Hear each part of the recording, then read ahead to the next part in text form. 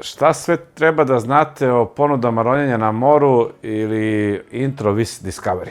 Kada odete na neku ronilačku ili na izgled ronilačku lokaciju, vaše šetnje šetalištem ili uopšte po centrima gde ima ljudi koji nude svoje usluge će obeležiti i ponude ronilačkih centara ili najčešće turoperatera koji će vam nuditi uslugu ronjenja.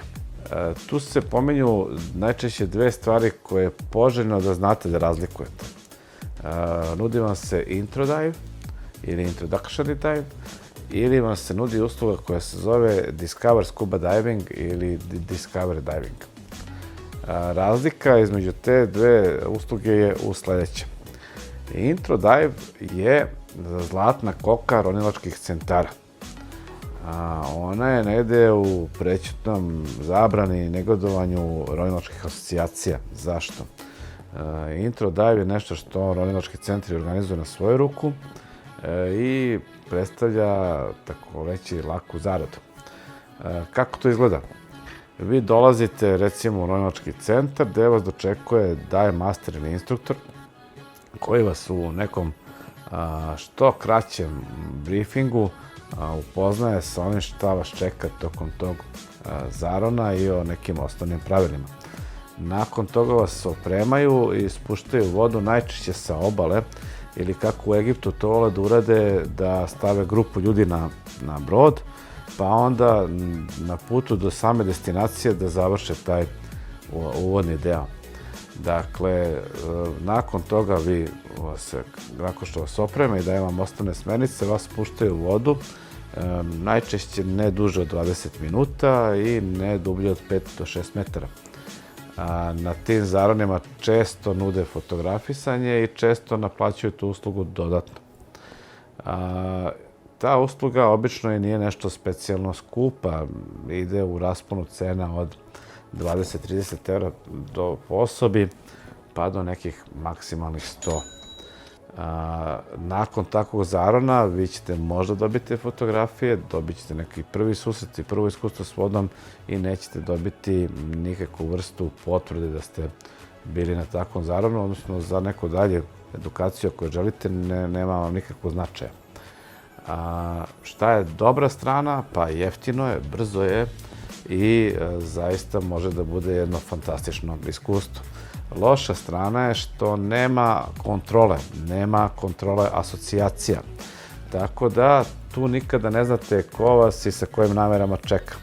Ako zapadnete u centar koji se vodi uglavnom s profitom kao idejom, a dobar deo njih jeste takav, bez puno obraćanja pažnju na dobrobit korisnika, to iskustvo može da vam se pretvori u krajnje traumatično i da vam nepotrebno zgadi ideju ili da vas totalno zaplaši od ronjenja. I to je ono što jeste nuspojava, istini za volju, u strašno malom broju slučajeva.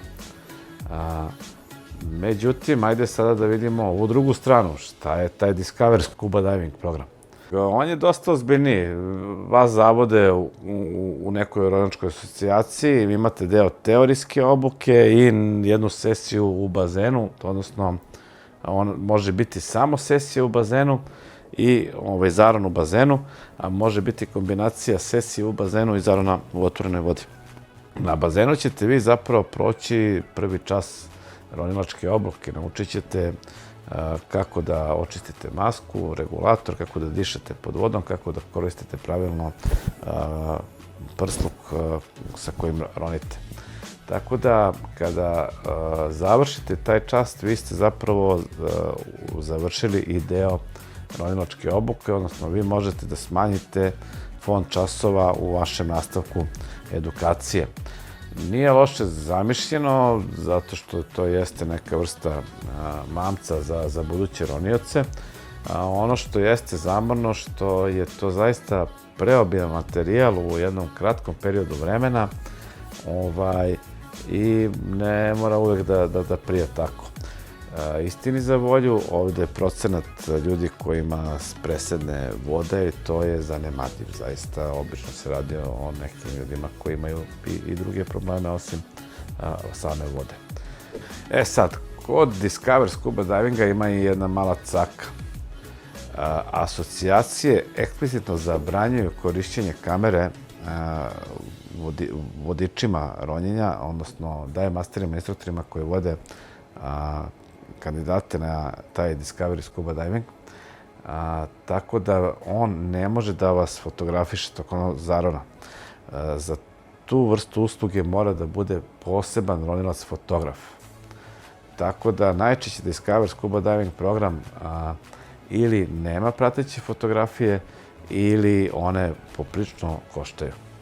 Tako da, kada idete na more, napravite razliku između ta dva. A šta je ono što vam ja savjetujem?